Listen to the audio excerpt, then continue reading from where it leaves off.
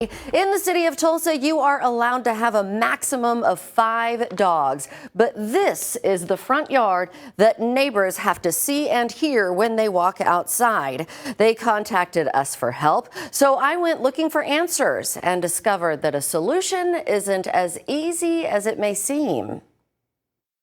I went to the North Tulsa home after a neighbor contacted us, frustrated. Their neighbor's roughly 13 dogs are not only over capacity legally, but they're witnessing them continue to mate. With the beware of dog sign and aggressive nature, I didn't want to go to the door. There are 2 men hunched over in the front yard, but they're not receptive when I call out to try and speak with them. I can tell you it is very nerve-wracking to be even remotely close to that house. It seems like the dogs are very close to being able to jump that fence. The neighbor who contacted us did not want to go on camera. I knocked on several doors and they declined too, but echoed concerns. One told me the barking is 24/7. Another is frustrated with the dogs and the criminal activity there. Tulsa police tell me they've been there 6 times in the last year, including an alleged drugs-involved murder. Well, I went back over there because I heard a woman's voice. I called out to her. She told me she was having a bad day. I told her that I was from the news and would like to speak to her.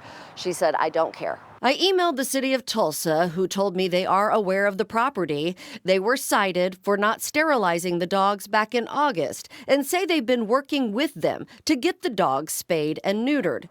But I was also told the owners had reduced the number of dogs to 7, and clearly that is not the case. Colton Jones with Tulsa Animal Services would not speak to a specific case, but says they try to work with owners rather than fine them $75 that could be used for the spaying or neutering.